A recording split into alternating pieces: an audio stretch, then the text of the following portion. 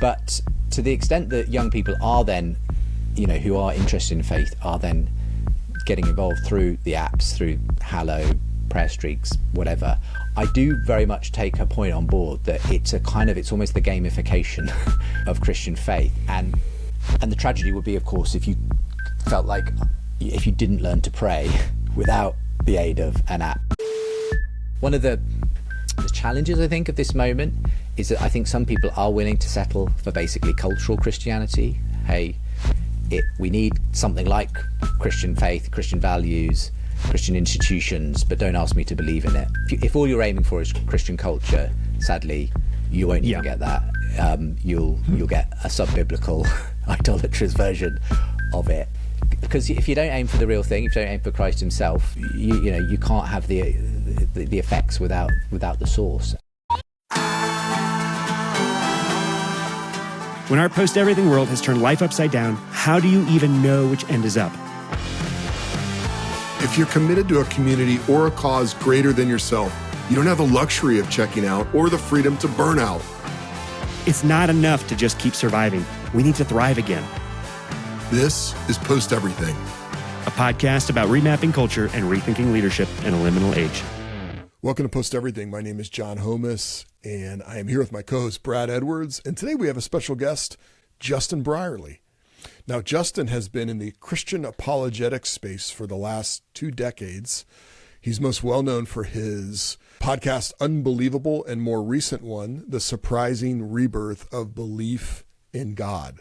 And he has a book by that same name. Now, Justin's known for creating conversations between people who believe and people who don't believe, from folks who are in the new atheism camp and those who are exploring and open to Christianity. Now, to date, we'll talk with Justin about everything from the quiet revival to Gen Z and their openness to spirituality, as well as the meaning crisis created by secularism and what the church's role may be in this particular moment where people are genuinely curious about the Christian faith. So let's jump into the interview now with Justin Brierley. Well, Brad and I are here with Justin Brierley. Justin, welcome to Post Everything. We're glad you're here. Thank you. I'm a fan of the show, so it's really nice to be on it today. Well, we've got a lot of things we want to ask you about, but let's jump in.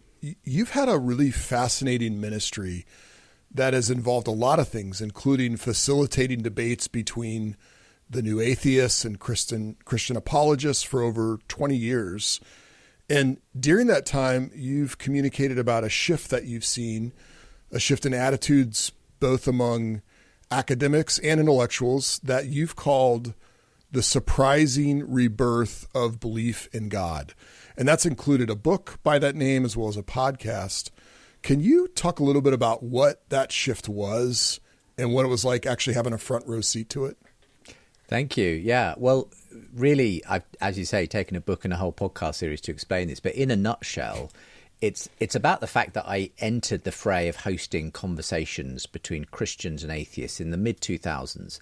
And I was very fresh to what I realized was this area called apologetics.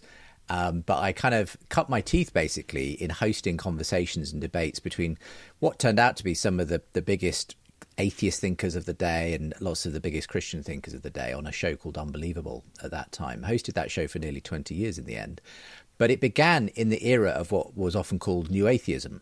So around the mid-2000s, you had these big bombastic characters like Richard Dawkins, Christopher Hitchens, Sam Harris, Daniel Dennett, the 4 so-called horsemen of the new atheism.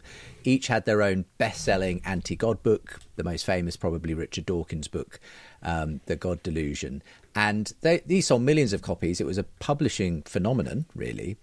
And, it saw an explosion of activity as well in terms of online atheist chat rooms, physical conferences where atheists would get together. You had, I don't know if you remember the Reason Rally. There were a few instances of that on the National Mall in Washington.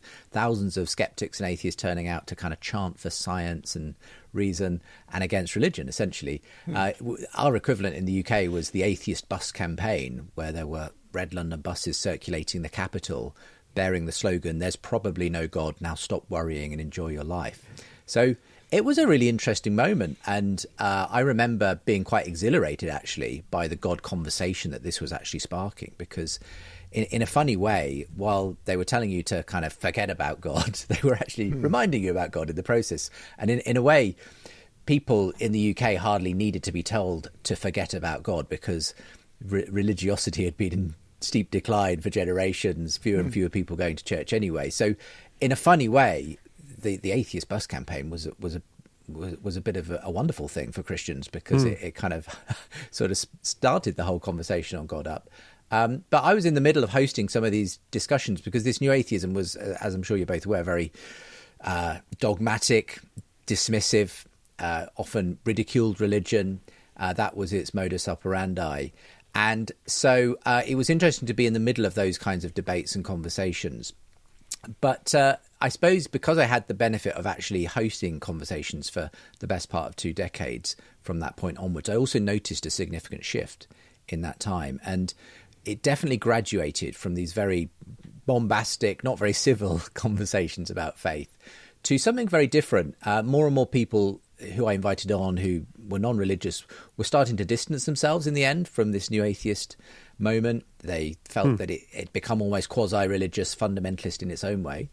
And more and more guests actually I started bumping into, especially by the time I kind of finished up hosting that show in the early 2020s, who were, even if they might not be Christian per se, they were nonetheless much more sympathetic to Christianity as a worldview, the values of Christianity. And so I'd begun hosting people like Jordan Peterson, the Canadian psychology professor, who had, in the end of the 2010s had suddenly kind of burst onto the scene. Lots of young people, especially young men, flocking to some of the auditoriums, lectures he was putting on to talk about, of all things, the Bible.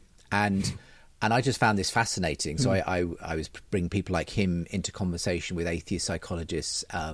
I was having a number of interviews and debates that involved Tom Holland, the British historian, who, again, in 2019 wrote this best-selling book, Dominion, in which he argued, not from a Christian perspective, specifically just as a historian, that Christianity had been, the most transformative worldview in the history of the world on the West, and that really everything we take for granted in the West when it comes to human rights, equality, dignity, compassion, freedom, were all essentially downstream of the Christian Revolution, and asking awkward questions of his secular friends and influencers in terms of, well, what happens when we lose the Christian story?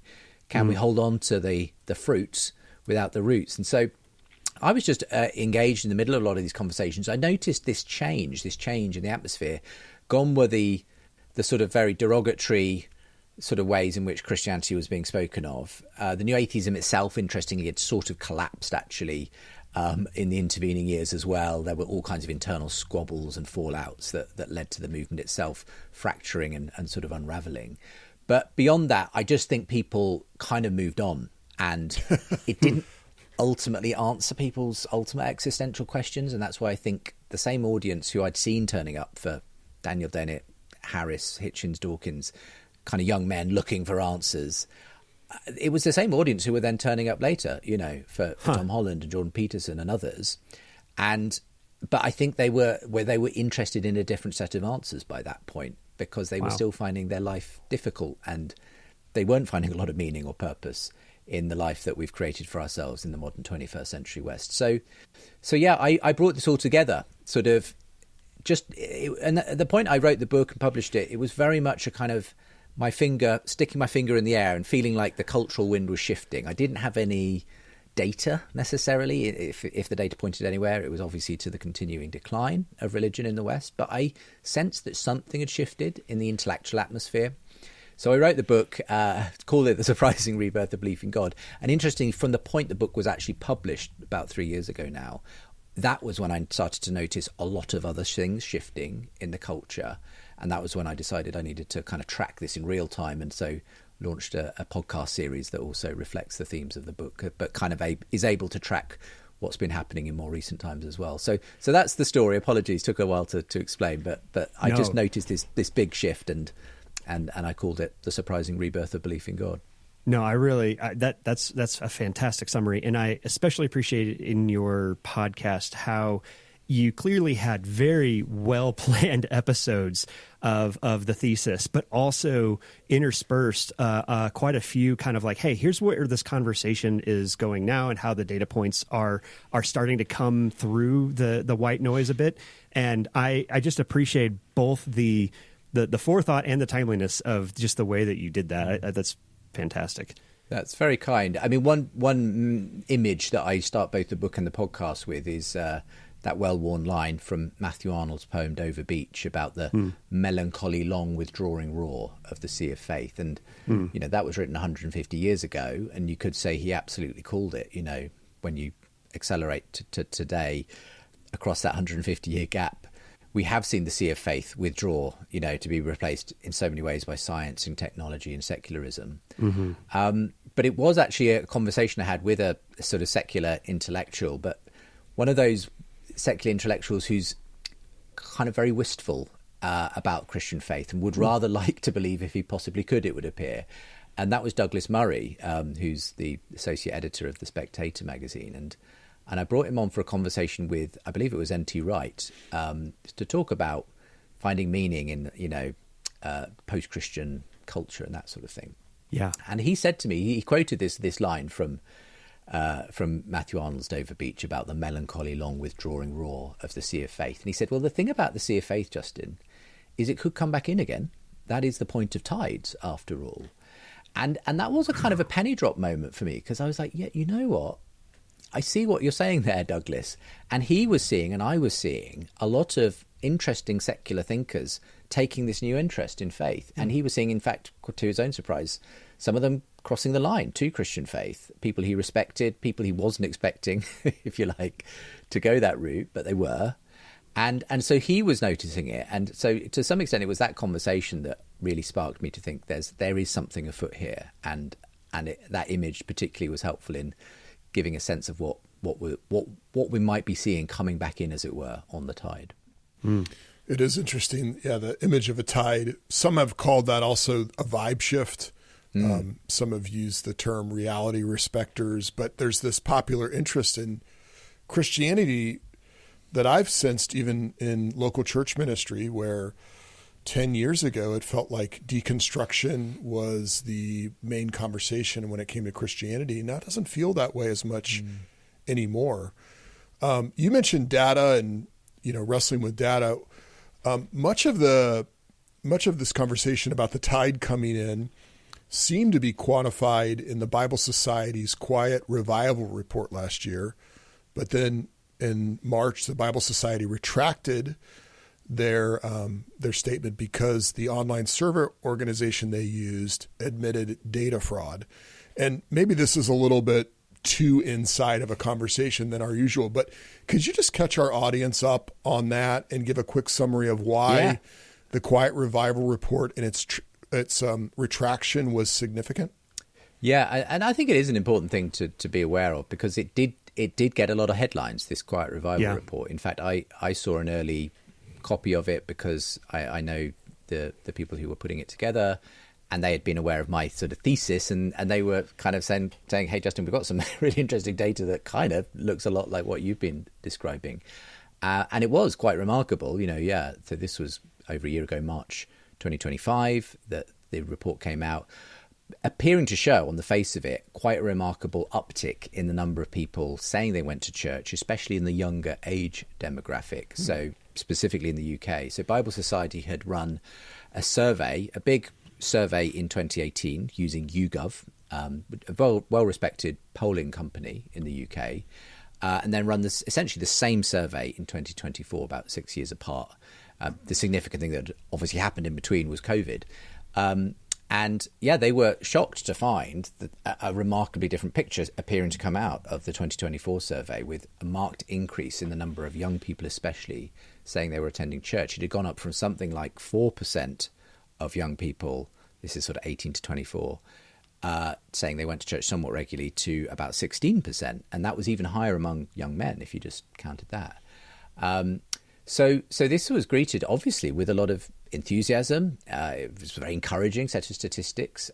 It did seem to tally with what I was seeing, though in some ways it went well beyond what I thought I was seeing. It felt like too good to be true almost.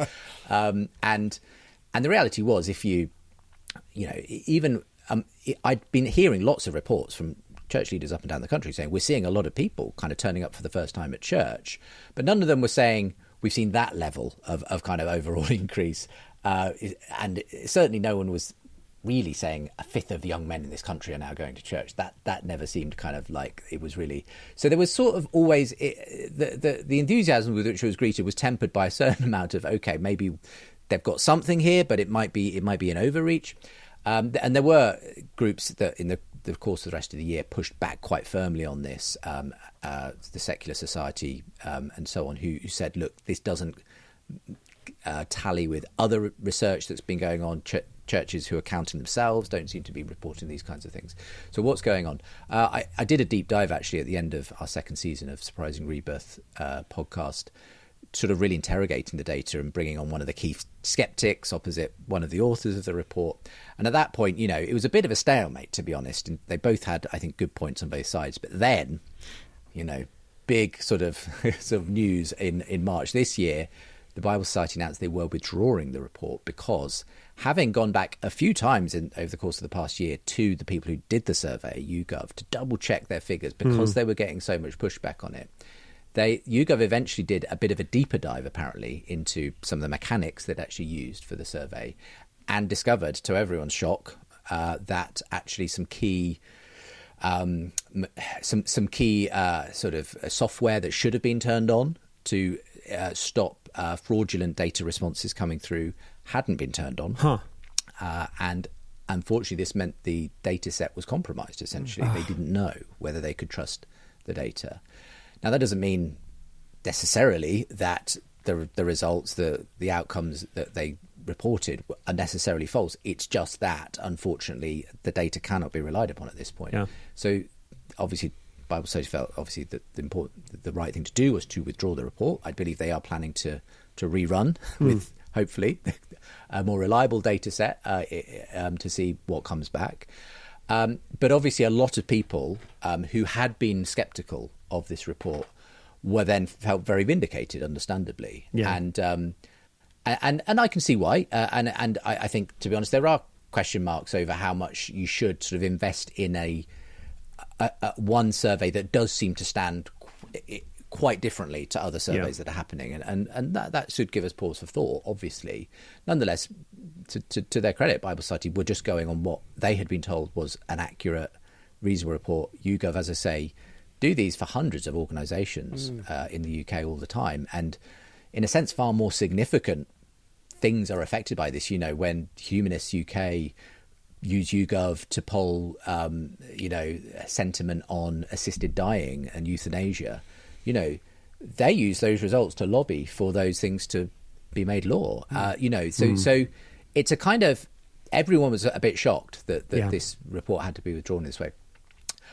I was able to go on a couple of podcasts, a sort of special sort of update that Bible Society did about it, just because I've obviously been somewhat drawn into the story. Sure.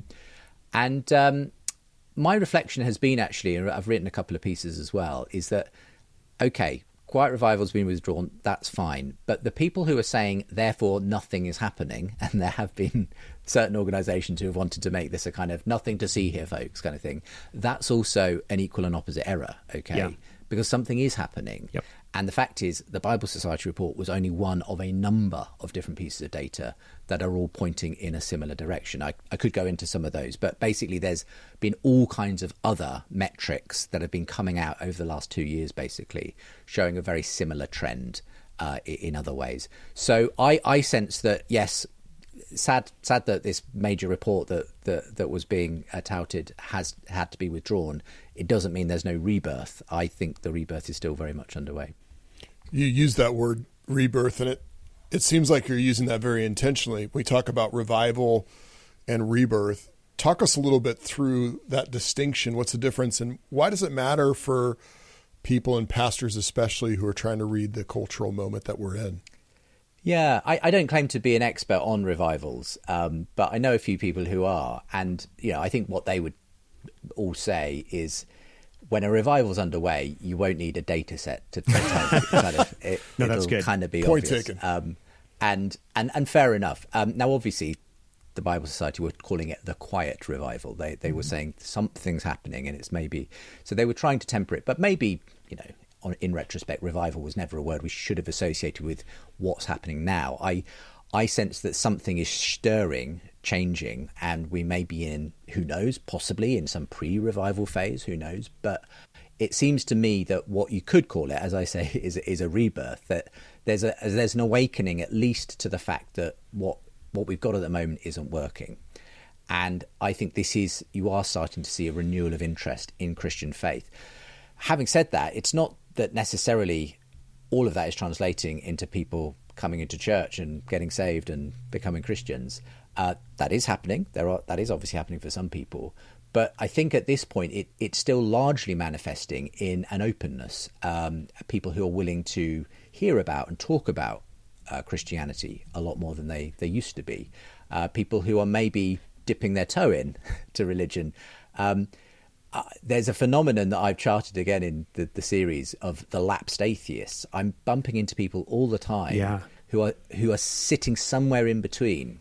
They know that they can't go back to where they were, which is a kind of default atheism, which they kind of thought explained the world, and that's manifestly not fit for purpose anymore in their view. They've kind of been convinced essentially by the Tom Holland thesis that actually we do need Christianity.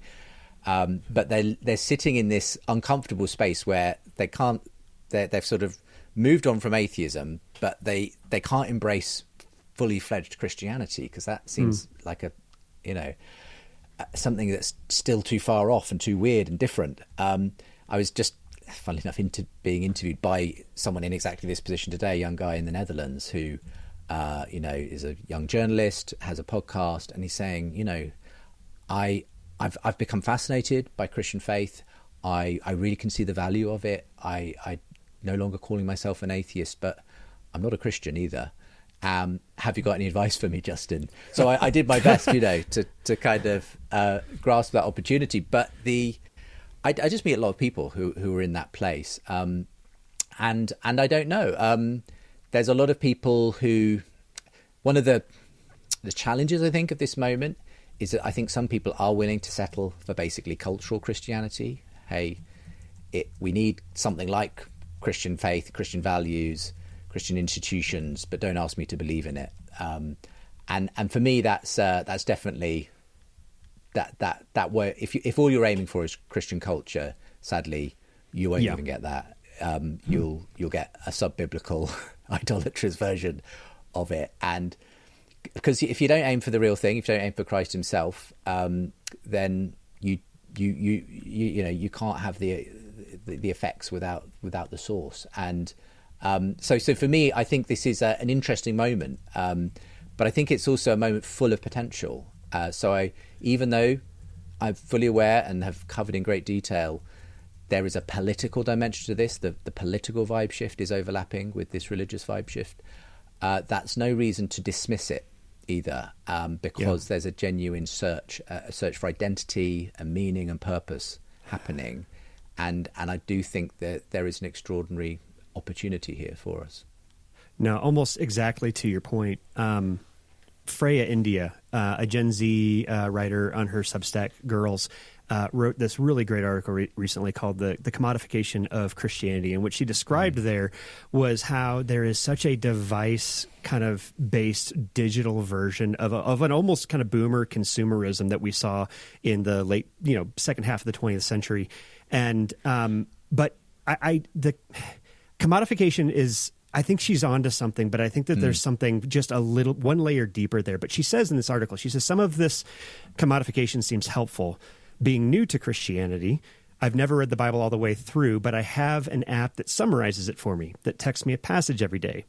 I use #Bible and Hollow and Glorify. I've never heard of these, but I'm assuming they're real.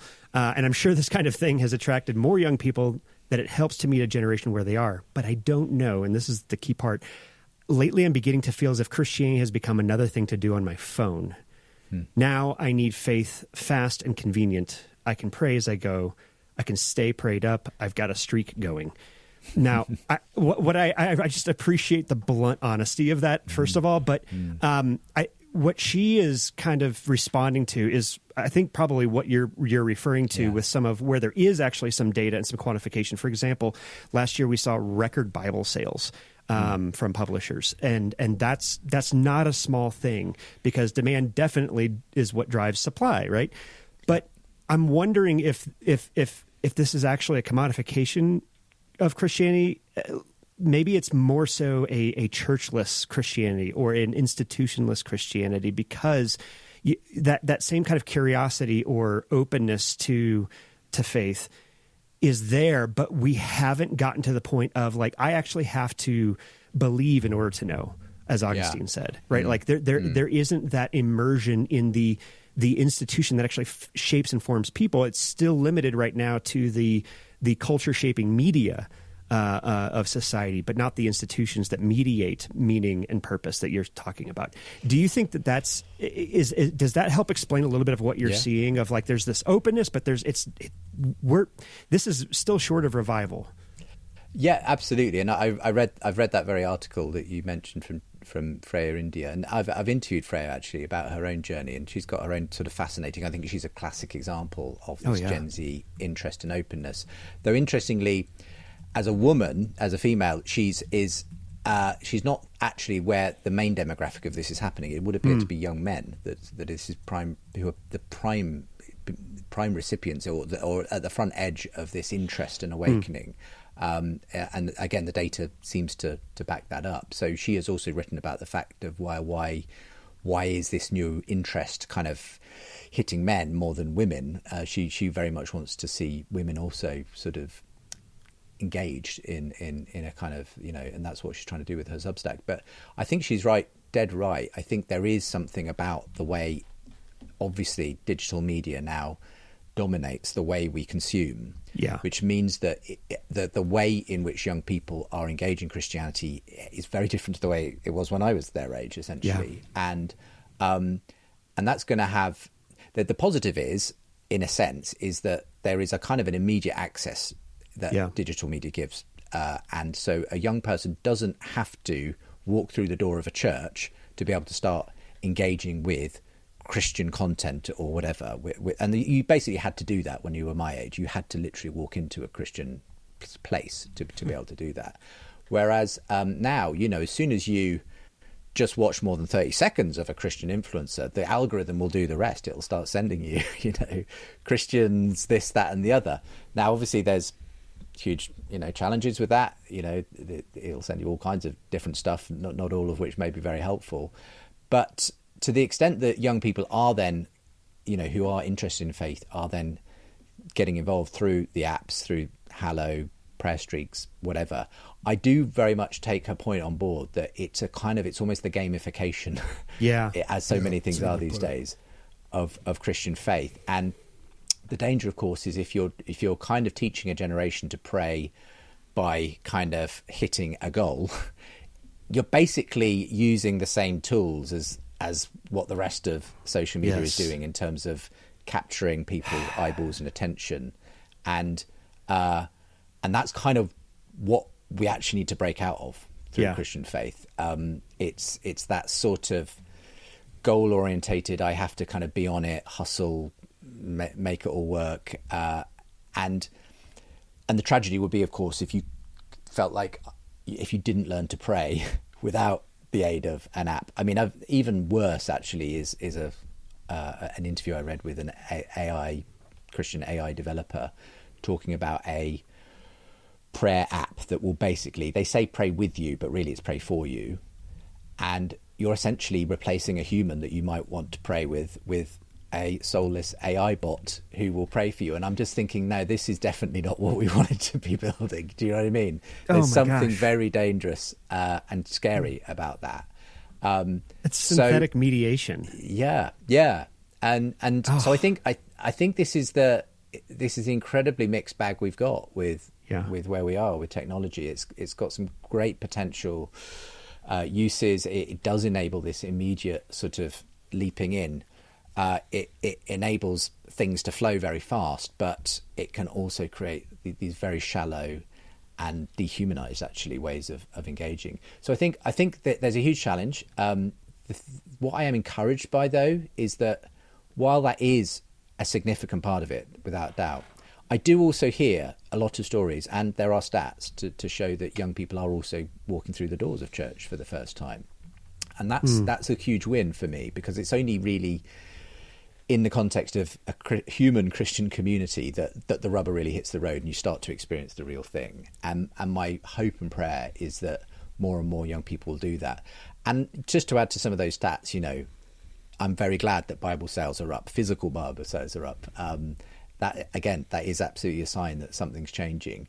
But likewise, there's a lot of churches, especially more traditional churches here in the UK, who have seen quite unusual jumps in the last few years in terms of numbers of new confirmations, baptisms, and so on. You'll probably know that in France, the Catholic Church there has seen 3 years of record numbers of adult, people coming forward for confirmation and baptism, and we're seeing similar statistics in parts of Scandinavia, across various parts of the church.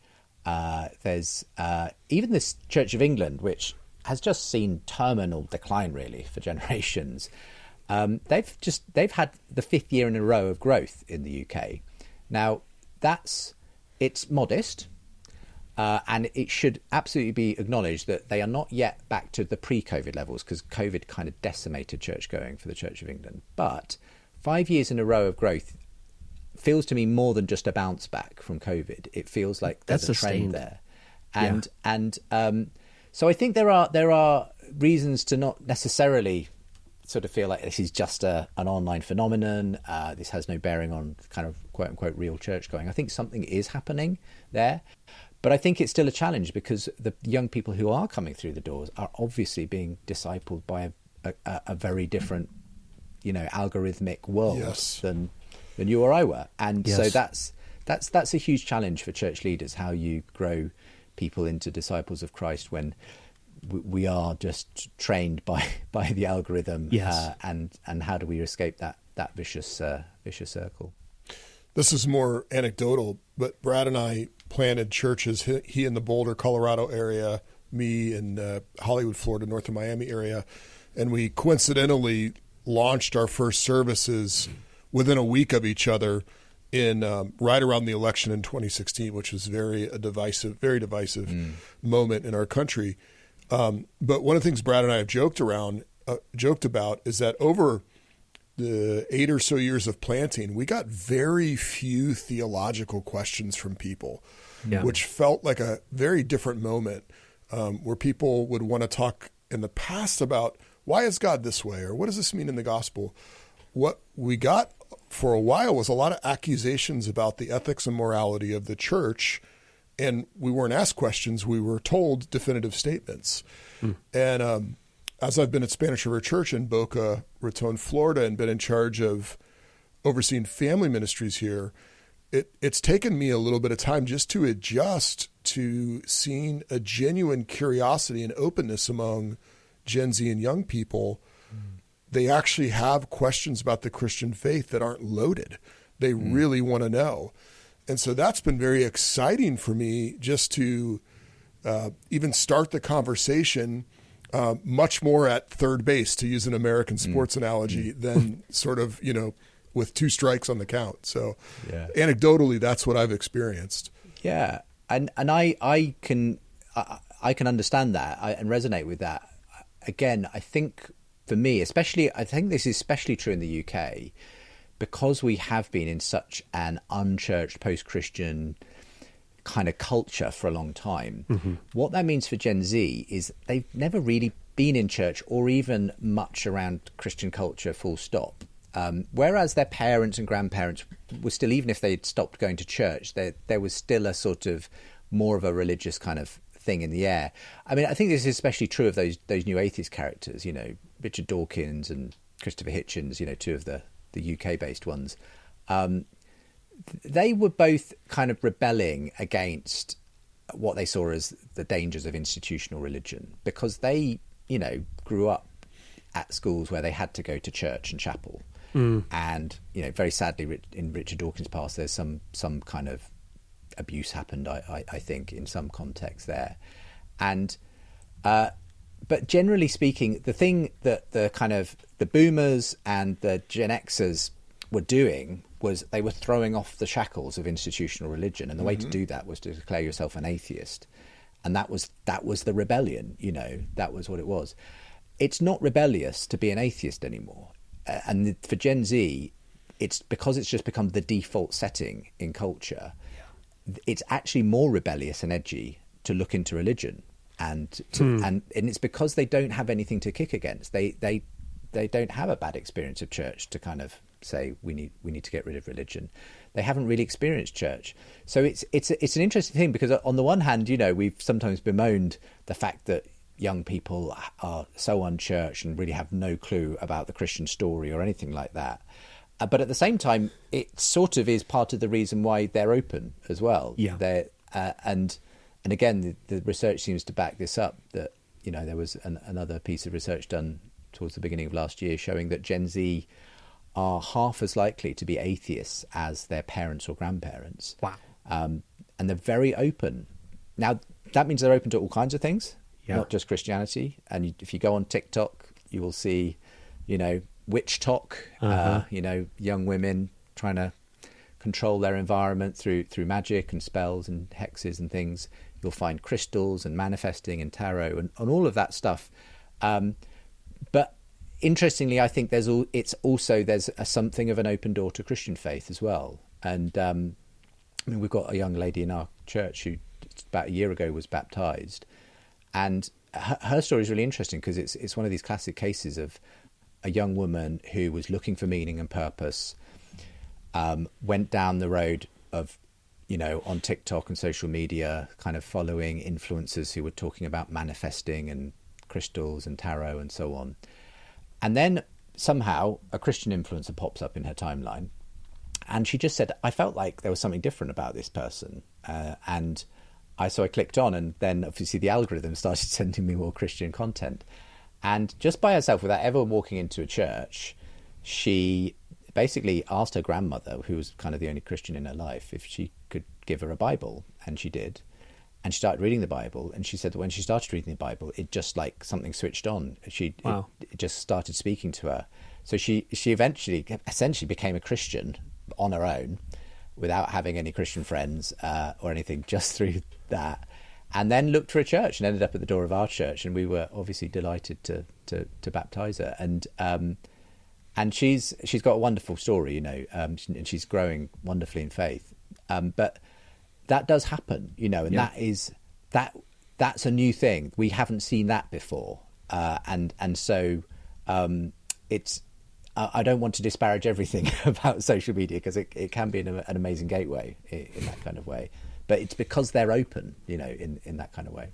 Yeah, despite the algorithm instead of because of it. But yeah, I want to kind of go back to something that you said a few minutes ago about what happens when we lose the Christian story. And I think that we're all kind of in this moment where we're realizing that we didn't realize that there were things that we were taking for granted or assuming about shared cultural consensus or values. You mentioned Tom Holland in his book Dominion. He's given kind of a historiography of that dynamic.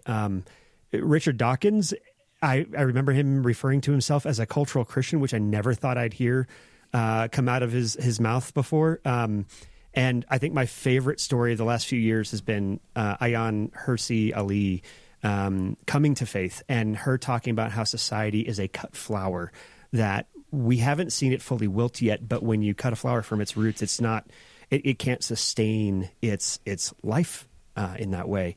And in the midst of all this, I've been reading James Davidson Hunter's Democracy and Solidarity, which is kind of a sociological approach to what Tom Holland's thesis has been, and which is that Christianity has been even among atheists, right? Even among secularism. And I think it was Tom Holland actually who said secularism is actually a Christian heresy, and I think that's right. But Christianity being this shared set of implicit and explicit assumptions that made classical liberalism even possible, right? Like by that I mean religious freedom, the priority of conscience, pluralism, not universalism, but pluralism. And it seems that a lot of the thinkers that you are talking to are increasingly arguing, and I think this is what you're referencing to earlier, that society has become incredibly fragile and is in danger of being overwhelmed by more coercive ideologies. Like I know Dawkins has explicitly talked about this in reference to Islam in Europe, Ayaan Hirsi Ali around secular progressivism, Christian nationalism now. I would also throw in that bucket. And it seems like, in the way we've talked about it here on Post Everything, is that the more post-Christian that Western society becomes, the more like pre-Christian Rome we seem to be behaving. Now, that it feels like we're in this catch-22 moment where coercion is not an option for Christians because it is sin to bind conscience. And like you just said a moment ago, merely cultural Christianity is not Christianity. We need less coercion, more persuasion. And it seems like that's the premise behind your new podcast, Uncommon Ground. So I want to just kind of like ask, like, what does that line up with what you're trying to do there? Is that what's kind of the implicit purpose behind that podcast? And is that diagnosis accurate? Yeah, I agree absolutely with the diagnosis. And thank you for mentioning the new show, Uncommon Ground, which kind of brings me back into that space that I've loved inhabiting in the past of moderating conversations between, Christians, atheists, people of other worldviews. And I think we desperately need that. I think we've also referenced the algorithmic sort of echo chambers that we contend to exist in these days. And sadly, that's just getting worse and worse, and people can live in completely different realities now, depending on what they consume online.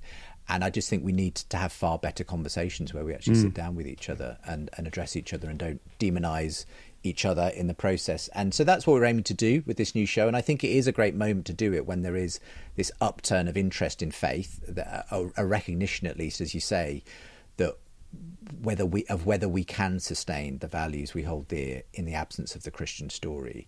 And so increasingly a lot of the conversations I'm hosting now on this new show on Common Ground are revolving around those kinds of questions. We're testing the Tom Holland thesis in one way or another. For the first episode actually was Richard Dawkins himself, who you've mentioned, opposite the former Archbishop of Canterbury, Rowan Williams, and talking around issues of faith and Christianity and so on.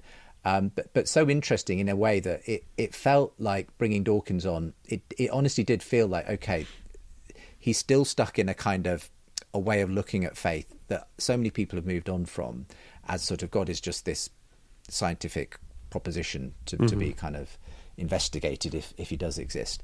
Rowan Williams was trying to explain that's really a caricature of God, and to a large degree, I think even most secular atheistic people I speak to nowadays have kind of at least moved on to recognize that actually there's something about faith that engenders something in culture that gives us a grounding that the atheist story of reality hasn't. And as you say, even Richard Dawkins in his, in some moments seems to be recognizing this, and seems to be recognizing it certainly in the context of arguably the influence of Islam, especially here in the UK. And so there's a lot going on all at the same time. And so I think having conversations as we aim to have on Uncommon Ground is really important part of that, to truly try to understand each other. I think it's also about Christians, as you say, looking to not simply baptize everything that's going on under a Christian banner as necessarily being Christian. I think one of the issues you mentioned there, Christian nationalism, is where there's a really murky and mixed thing happening around this rebirth moment, because a number of people are being drawn into a kind of identitarian version, essentially, of Christianity, which again is, for me, is just another idolatrous sub-biblical way of understanding Christ. If we're just brandishing Christian symbols and language as a way of excluding others or kind of setting ourselves up against others, then we've completely misunderstood the heart of the gospel. And sadly, I think that is happening in certain quarters. But again, I I don't at the same time, when I see people marching on the streets of London in large numbers, carrying crosses and chanting slogans, which are a mixture of anti-immigration and, Christ is King and whatever.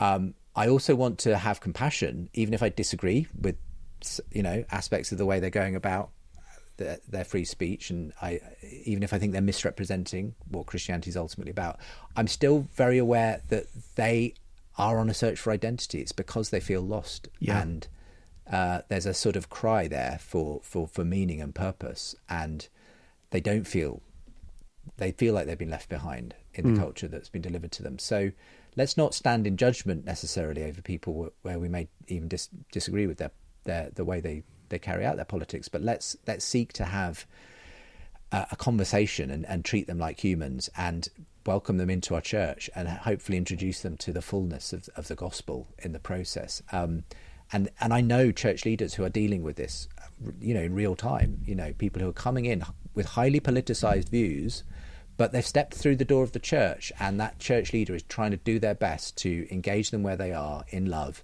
but also open up. This is about more than just, waving something as a slogan. Yes. This is about a change of heart, ultimately. And that's going to challenge people on both the left and the right, as it should.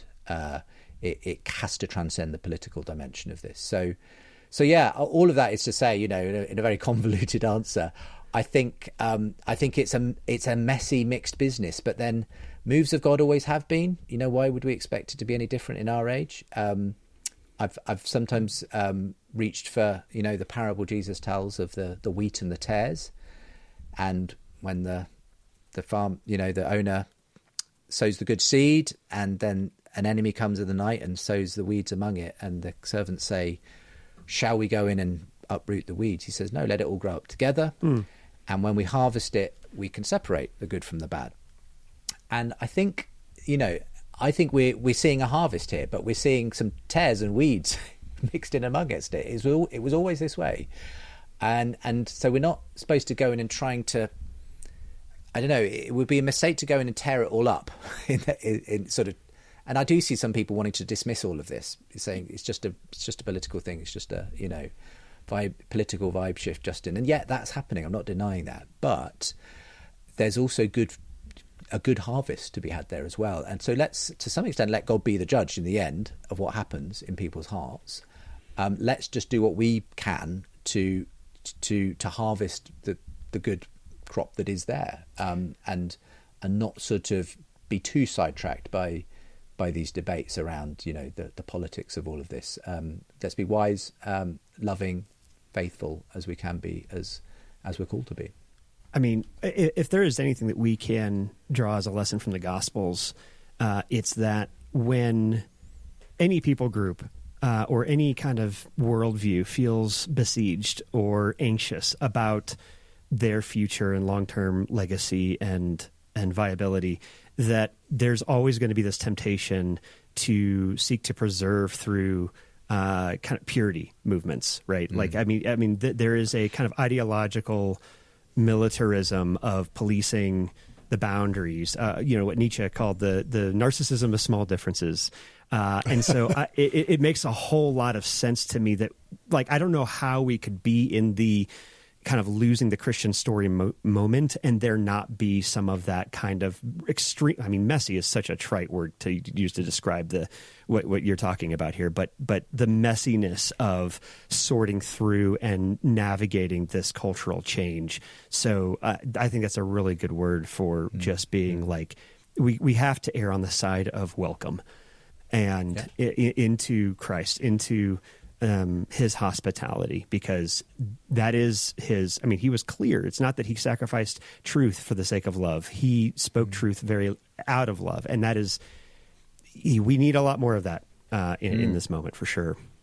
Yeah, absolutely. I mean, the other parable, I was, funnily enough, just thinking of it before we started recording today, but it's the parable of the sower, and obviously casting the seed, and some of it falls on the path and the birds gobble it up immediately. Some falls in shallow soil, takes root, but dries out as soon as the sun beats down on it. Some falls in the hedgerow where the thorns and the weeds strangle it, but some of it falls on the good soil. And I mean, going back to the conversation we were having about what kind of Christianity are Gen Z being imbibed into, this kind of digital sort of sphere and so on.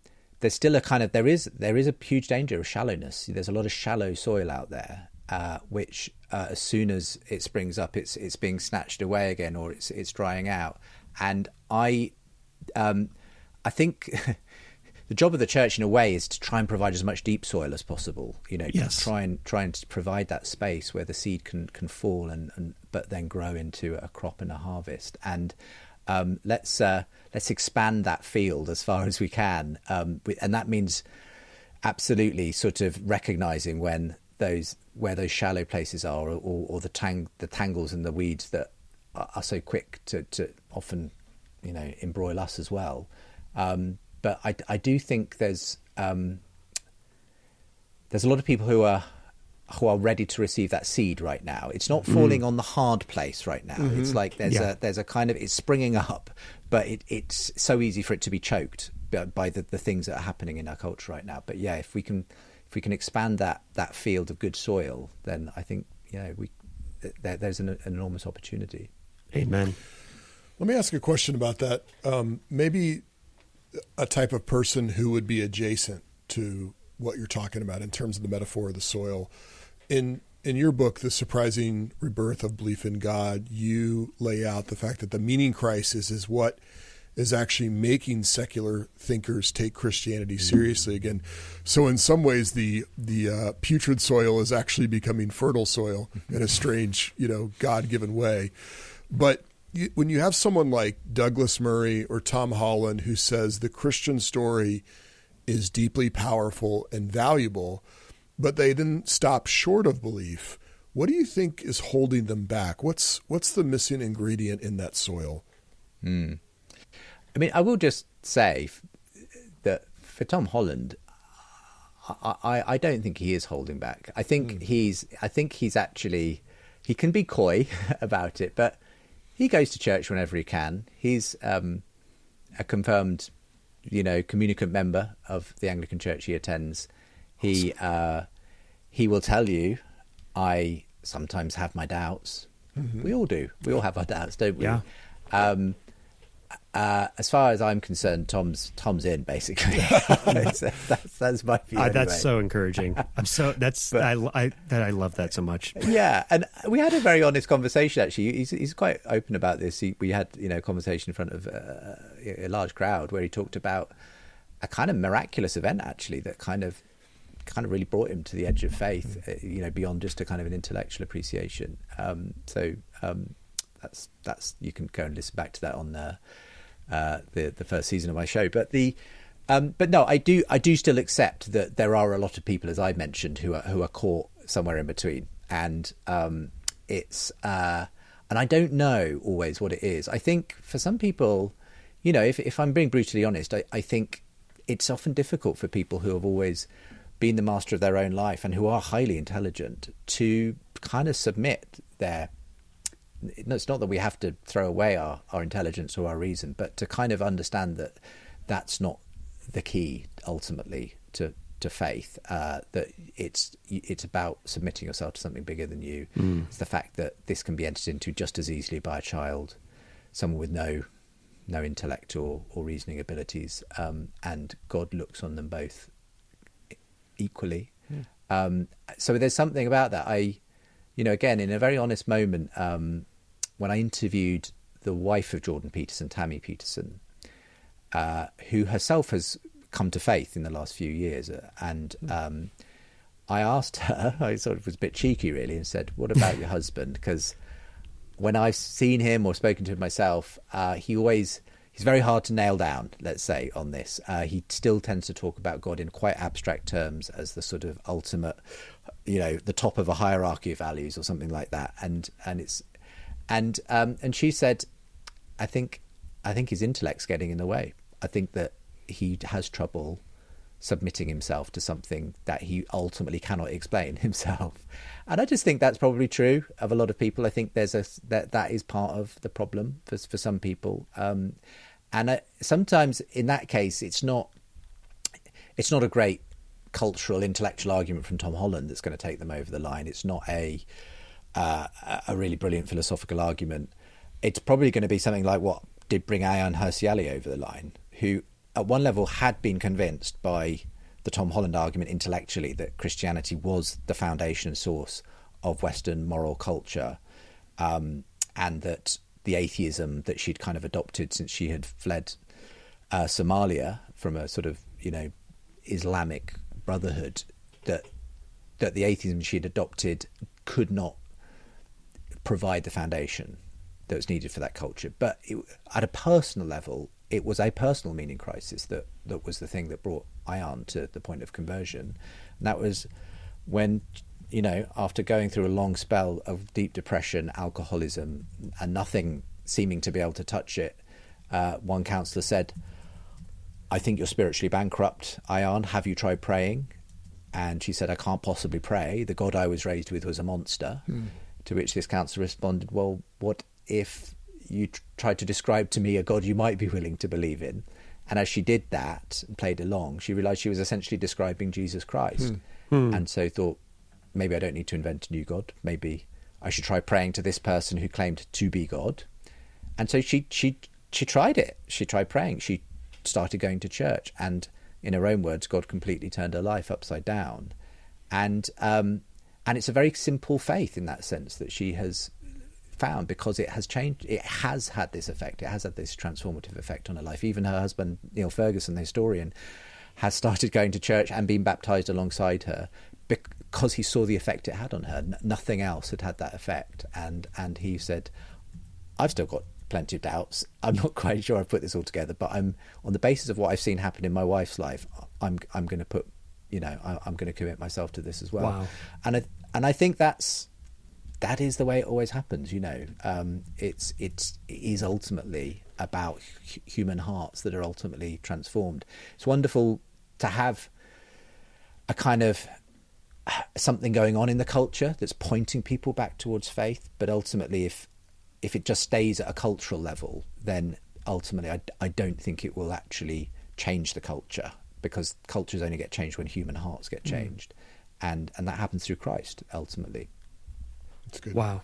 You're reminding me of somebody I've been following here a little bit recently. His name's John Vervaeke. He's a professor of psychology and cognitive science. In fact, if I could put in a request for having someone on Uncommon Ground, it'd be him. He has a really helpful way of kind of drilling down and getting to the root of like this meaning crisis, and like, how do you know if you have a meaningful life? Because I think people are starting to disentangle a little bit of like, wow, it turns out that, being happy is not the same thing of having meaning. And there's a lot of emptiness and kind of Ecclesiastes vibes, if I can abuse an already abused word, that's swirling around in conversations like this one.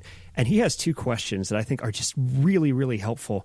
The first is this: what do you want to exist even if you don't?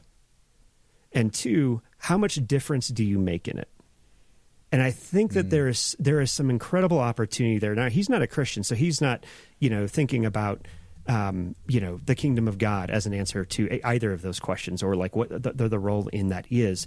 But the self-derived meaning, significance, purpose, and coherence, right? Providing your own answers to those questions, I think everybody is starting to realize is actually soul-crushing if it's even remotely satisfying at some point. It's just impossible, even if you do find it satisfying. It's not sustainable.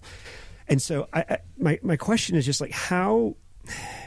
I'm trying to think of, how do we as pastors kind of bring people to that realization and connect the dots in ways that, yes, I think a personal crisis, like you're talking about with Ayaan Hirsi, that's going to force that. But is there a way to invite it? And like, how have you found, like, are there any, I don't want to like reduce this to what are the new tools we need, Justin? But like, besides generally this kind of attempt at finding uncommon ground, right? How have you found people, like, what are ways that you found helps people kind of get to that point and see more clearly and connect the dots of what they're experiencing? I think there is obviously a value to all the podcasts and all that stuff that's flying around. But if that's where people stay, I think that's the problem. You can't become a Christian in podcast world. You only really find the life of Christ by, as I said earlier, actually finding a genuine Christian community where you can start to work out what that looks like in practice. And for me, that's probably the key to answering your question, which is that it is about inviting people into a community, and in that sense, it's as simple an answer as it always has been with the church. The church just needs to keep doing what it's always done best, which is to provide a place where you will find a respite from the culture you've just described, which is so focused on having to earn your way into everybody's good books. That has kind of been ramped up to the nth degree by social media, especially for young people. It's an incredibly burdensome, difficult world now for young people to kind of, who are constantly on display and constantly at the mercy of their peers and cancellation and religion of the very worst forms, in our culture. And so I think there is actually a desire and a hunger for something that looks and feels better than that. And I think where you find, at its best, the church is a wonderful place where you can offer that kind of grace, a culture which is genuinely able to take people in with all their messes and their questions and their doubts and their fears, and provide a place of grace where we are gathering around something that is bigger than any of us, someone who got cancelled himself so that we don't have to get cancelled. And to me, again, it's becoming even more obvious as AI starts to provoke all these concerns and questions, the dehumanizing effects of AI, where we're building a world where you could literally live completely independently of another human being, because you can now have an AI girlfriend and you can get your food delivered to your door and you can get in the driverless taxi, as I have done in San Francisco a year or two ago. You could live completely independently, but I am absolutely certain that is a world that is heading for disaster. Because the only way we grow as humans is to be around other human beings, and the church is fast becoming one of the few places where you can still do that on a regular basis. So I think that's what we're holding out to people who are experiencing a sense of a meaning crisis in their own lives or in the world around them, to say there's a story and a community and a place where Christ is embodied, that you can find the answer to this. Come along, come and see whether this might be the thing that has been missing all along. So as much as I have all the same fears and concerns as everyone else does about the way the world is looking, the political turbulence, the technological revolution that's happening, all of the potentially dangerous directions this is all going in, I also believe that God uses all those things in his grace. There's something about the fact that at the height of our powers, at the height of our technological powers, our scientific powers, when we can generate more wealth than we've ever dreamed of before, we're making ourselves more unhappy, dislocated, disorientated, confused, and depressed than we ever have been in history. And that, for me, is just another sign that we cannot save ourselves, and somehow God's I believe is, this is me as a Christian talking, I believe God's going to use all of that ultimately for his glory. And there's a way in which doesn't mean we sit back and just say, we're part of that story. We have to get involved and get our hands and feet muddy and dirty. It's going to be a difficult process, but in the end, I do believe, the rebirth that I see now is, I think, part of something much bigger, actually, that is coming, that may be really difficult, but I believe is a kind of moment when actually people realize we can't do this for ourselves, and it forces people back to God in a way. That is exactly why I kind of try to encourage our church every once in a while by telling them, cheer up, it's going to get a lot worse. So yeah, that sounds about right. Well, you've said several things in that last statement, Justin, that I'm so tempted to explore, but we've got to wind down here. So I'm going to wind down with just maybe one last question for you. You know, in many ways, what you described is the church functioning as a midwife to people exploring the faith and believing. And you've talked about how apologetics has assisted in that process. Apologetics is having a moment, especially online, and you've been careful to say that apologetics does have a limited scope. It's not everything. But what's one thing pastors can do to start incorporating apologetics, especially cultural apologetics, into their local church ministry in a deep way without just chasing a fad? It's a great question. I would say it is about taking people's questions and doubts seriously. And I think one of the big things that has shifted, obviously, in the last couple of decades is people expect to be able to engage in a very kind of direct way with lots of different opinions online. And inevitably, most churches are still set up in a more kind of didactic information delivering way, certainly when it comes to the sermon and that kind of thing. But I think it's really helpful sometimes to break that mold a little and do something that is a little more curious, exploratory, maybe encourage some kind of a way in which people could air their questions, and you could do a series, you know, where you might be opening that up and giving different perspectives and answers on that. We've certainly done that in our church, and those are always incredibly popular when people feel like they've got a chance to really have their questions and doubts kind of opened up in that way. It can be challenging, but it can also be really, really fruitful, I think. So that, I think, it is good. And I think there's a sort of, especially, you know, among Gen Z kind of age people, there's a real earnestness and a desire for authenticity and transparency, and not just to come along for a show. You know, they've got more entertainment in their pocket than the church can ever deliver. Yes. So, like, give them something like very real, meaty, and not too flashy. I mean, I'm tempted to say that as well, because that can just come off as cringe in a way. Now, I think you don't have to make it flashy.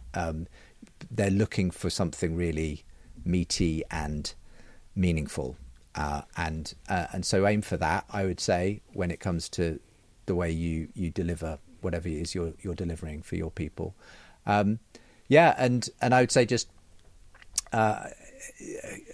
you know, I think that old saying of preaching with the Bible in one hand and the newspaper in the other still works. It's about meeting the questions that people have right now. I think one of the dangers that I've certainly noticed is that churches can still be stuck answering the questions of 20 years ago when the new atheism was ruling the roost. Yeah. Yep. And it was important to have that kind of traditional apologetic response to that. I don't think most people these days are waking up asking for a philosophical defense of God. Some people might be, but not everyone.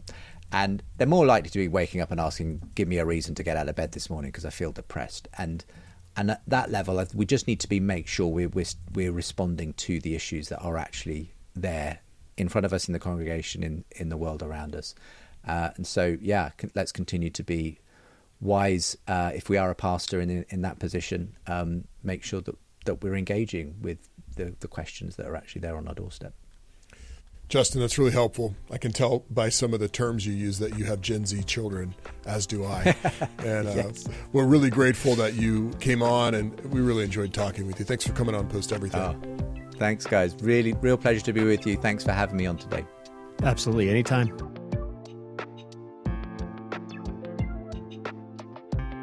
Brad, really fun to have Justin Brierley on. Feel like we're talking to a legend. Yeah, that was definitely a bucket list conversation for sure. Yes. Because I mean, his work on the surprising rebirth of belief in God was, I think he really did see the vibe shift before it was coming, and there's a lot of really helpful things that he said. I think a few of them that jumped out to me is he didn't use this language, but he was basically describing how we are in this moment where secularism is proving to be a Tower of Babel, and the atomization and decentralizing of different media streams the way that we don't have any shared common cultural experiences, that maybe like public education is probably the only shared experience that we still have anymore. We don't talk about the Friends episodes we saw last night or anything. Like we don't have those handholds in so many ways. And, you know, I appreciate him laughing at my joke about cheer up, it'll get worse, because I think we're still on the front end of the confusion that that happens when we understand that the Tower of Babel in Genesis 11 is actually a paradigm for what happens to any community, but especially a society that is trying to get its significance, meaning, and purpose apart from receiving it from God when we're trying to achieve it, and just all the individualism that we've talked about here. But I genuinely mean the cheer up part, because it is in the aftermath, in the rubble of the Tower of Babel, that Genesis 12 records how God called Abraham out of Ur. Ur is Babel. It's the same place. It's out of the rubble that God brings this kind of seed of redemption that ends up blossoming into the nation of Israel and then the church in the New Testament. And so I do think that and I appreciated the way that he kept coming back to, like, yeah, things are really hard. Things are definitely fraying and coming apart at the seams in a lot of ways. And also I'm very hopeful. And I think that's right. And I'm very glad for his. It's not optimism, right? Because optimism is passive. It is hopeful. Yeah, so a couple of things that made me think this whole idea of it's getting worse, or cheer up, it'll still get worse. One of the things he said, he identified, was you can't aim for a biblical or sub-biblical culture without aiming for Christ. You have to aim for Christ. I thought that was interesting, because I do think that is one of the areas where our society is open to exploring Christianity. At the same time, things could actually be getting worse, because we're not actually aiming for Christ. We're aiming for sort of the Christian culture. Just something to think about. The other thing that was interesting, I listened to the latest episode of the Rebuilders podcast with Mark Sayers, and I think the title of it is When the Fringe Becomes the Center. And Sayers identified this trend where things that used to be considered fringe are now mainstream. For instance, we have the White House giving announcements on UAPs and UFOs and extraterrestrial life. And a mainstream media organization like CNN is now considered fringe.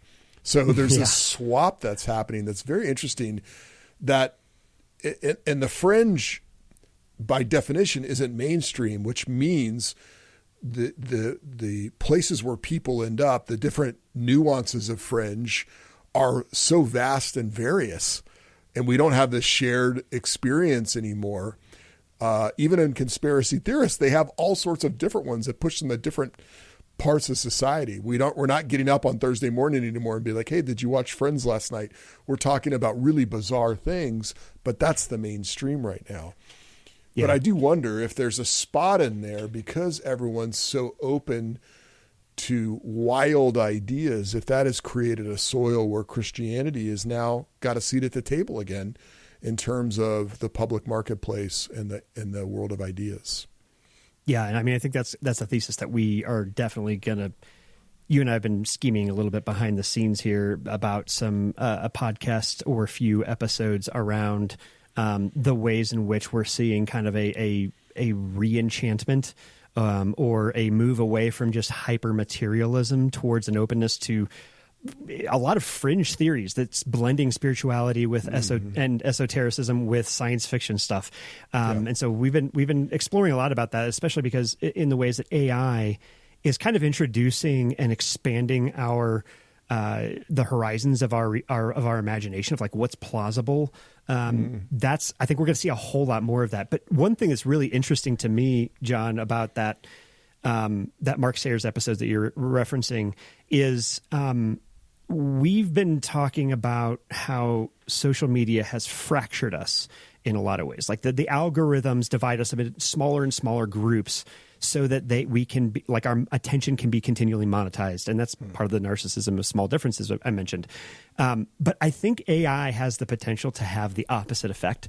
It's actually going to re-centralize some things, because instead of the algorithm learning you, we have a large language model that is learning the entire, corpus of human digital knowledge that is at least whatever's online right now, which is that's not all human knowledge. It's just digital human knowledge. But if everybody is, based on the model of AI that we are using, if we are using it for answers to questions, for knowledge, for not necessarily wisdom, but a counterfeit version of it, then we're going to be synced up based on the same, on similar models. Yeah. And we will be kind of following a model's lead more than an algorithm delivering content based on what we currently are interested in. So, we talk about Chris Martin. We quote him, this quote from his book often, about how algorithms only deliver us more deeply into our own desires, our existing desires. I think AI is going to deliver us more deeply into a consensus epistemology that we, at least currently, do not have the tools for discerning or resisting when that happens. And that's a big deal. So yeah, I think that's also part of the confusion, because when you're synced up around something that is not embodied, I don't know exactly where that's going to go, but I don't think it's good. Yeah. Well, and just for clarification, we always have to make a joke about this. We are talking about a different Chris Martin than Coldplay. Although I just thought, I just thought that "Deliver Me More Deeply" actually could be a great title for a Coldplay song. So maybe we submit that. Yeah. All right. On to number 2. I'm sure he'll get back to us. The second thing he said that was really interesting to me was this idea, this practice of just answering people's questions about the faith, but how the table is set differently than it was 20 years ago. The new atheists were setting the table for the questions 20 years ago, but not necessarily today. The example he gave of a question for Christians is, hey, why should I get out of bed? Which is a very different type of question. In our middle school ministry at Spanish River Church, we often take prayer requests from the students. And one of the things that our middle school coordinator or middle school director has told me is that a lot of the questions people have, a lot of the prayer requests have to do with this sense of anxiety about life. And how can God be real if I'm so anxious all the time? And there behind that is that common question that we've heard for a while: how can God be good when the world is so bad? But I think it's interesting that the questions people are asking and students are asking now are much more around the sense of what's going on inside of me, right? Yeah. In light of that, though, I've got a question for you. With our young adults, I've been going through the Gospel Coalition's curriculum, Making Sense of Us. It's cultural apologetics. Yeah. And I let the young adults vote on the order that they wanted to cover the topics, because I wanted them to pick whatever they thought was most interesting. So the questions that they answer in that study are around a couple different topics. And so here they are: justice, happiness, liberty, and science. Out of those topics, justice, happiness, liberty, and science, what do you think was the most voted for that the young adults at our church wanted to talk about? I would almost put money that the justice was number one. Boom. You win a prize. Oh, by far, that was the one they wanted to talk about the most. Followed closely by happiness. That was second. But justice won out, and we had a really good conversation about that last week and how that relates. So interesting thought, the question people are asking. Yeah, I mean, I imagine the reason why justice and happiness are probably top two, and I would bet that if meaning were one of the options, it would outrank both of them. And I think that's in part because I think justice and happiness are two ways that we see people trying to find meaning right now. And I think justice outranks happiness because I still think that there's a kind of boomer consumerism that is still has some vestiges of like pursue your, accumulate things and experiences for your own sake, eat, pray, love, that is still has some hold on culture, but I think justice is a whole lot more recent for Gen Z especially.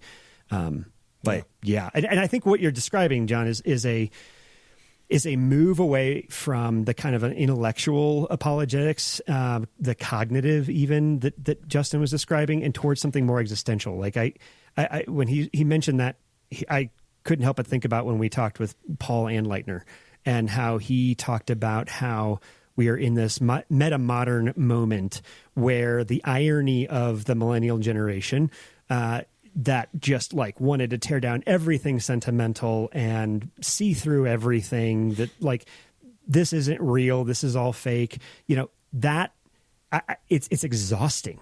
And there's been a snapback away from irony towards sincerity. And I think that's because we're experiencing as a culture what C.S. Lewis described about how, like, when you see through everything, you end up seeing nothing.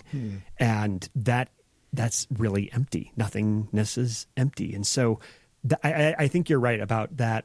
The order of those topics are not surprising to me at all, because I think we've moved away from like, what is true normatively, is almost secondary, and I think it is very secondary to like, how do I have meaning? Because I feel there's a growing desperation for meaning that feels far more urgent than what is true. But part of the challenge is helping people understand that like, any grasp at meaning that isn't anchored and rooting and flowing out of what is true is not going to be satisfying or sustainable. Yeah. And so that I think that is the challenge of cultural apologetics and how we have to be thinking about this. And it's not a different thing. It's emphasizing something that we've neglected for quite a while. Yeah, that's good. What else you got? So the last thing I was just thinking about, and this was a major emphasis in the that Freya India article that I mentioned, is the idea that that spirituality, it can be gamified.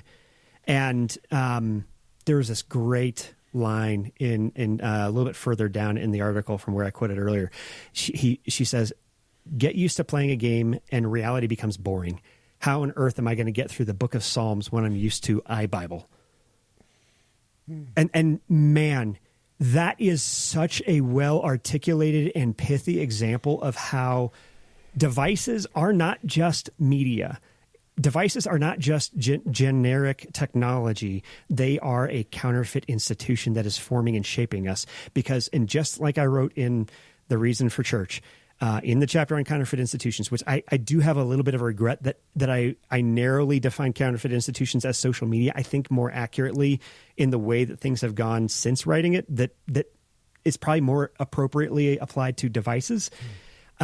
The gamification is another way of describing how our formation is being hijacked by different incentives. And those incentives are changing our ability to tolerate the incentives of an institution, or the incentives of pick up your cross and follow me, or die to yourself that you might live. It's changing. And when we are conditioned by those things, it makes it a lot harder to actually follow Jesus in the ways that he's calling us to, because we don't have this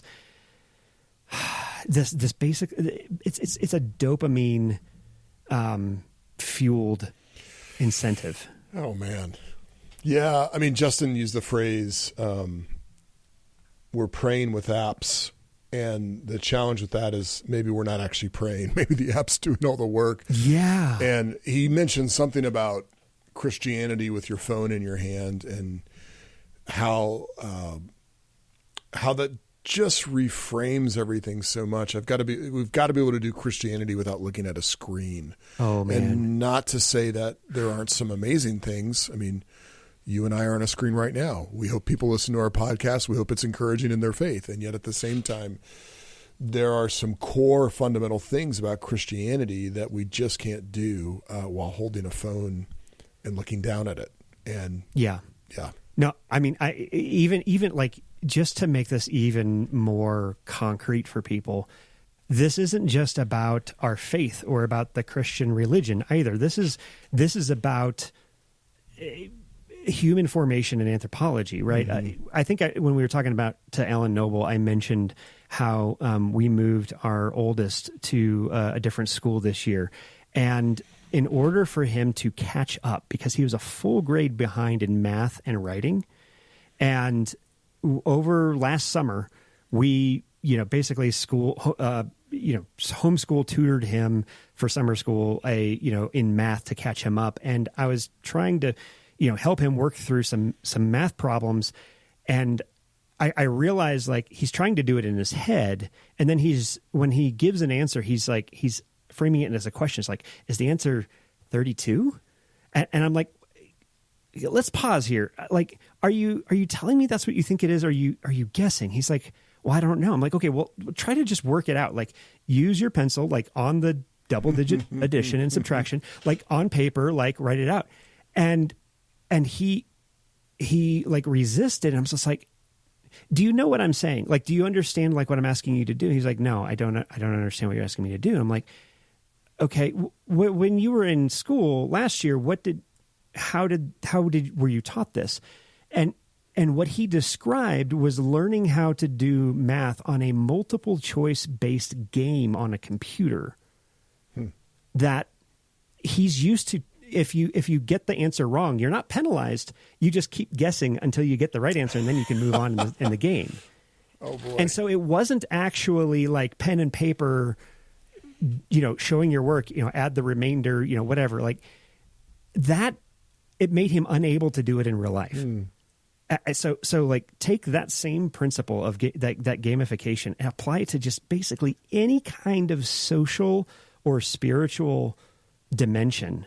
And if gamification is the norm or even a significant exception, then it's going to challenge our ability to cultivate life-giving habits. Yeah. It's going to shortcut that and be a counterfeit version of it. Well, even dating, I don't know which way you swipe left or swipe right, but even on dating apps, right, there's a gamification to it. Yeah. That doesn't push us in the direction of beholding someone created in the image of God as we think about pursuing a spouse. And what a good example also of how the incentives of an app are not going to ever be the incentives that we have when we sign up for it or participate in it, right? Because a dating app is going to be incentivized to keep you paying the fees for a dating so that you're not going to find a significant other as like they don't want you to. If you do, then you cancel your subscription. It's against their business model. And so there's just no way that that's not going to inform the way that it navigates you through that process.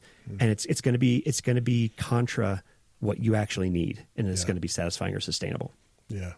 Again, we're alluding to the fact that the church is a great anecdote for some of the ways that society and technology are pushing us to be more inhumane.